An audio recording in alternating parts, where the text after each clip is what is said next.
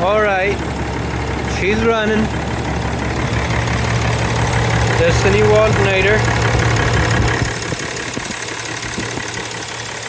So, airbox, S&B.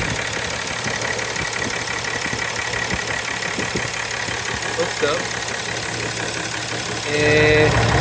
She's a bit dirty. We'll clean it up someday. But other than that, she's happy. Everything's working as it should. If you guys haven't upgraded your Cummins to that intake, I strongly recommend getting it done, because that heater grate right there is the one that will destroy the engine eventually. So I had to get rid of that. That's why I went with this guy. It breathes a whole lot better.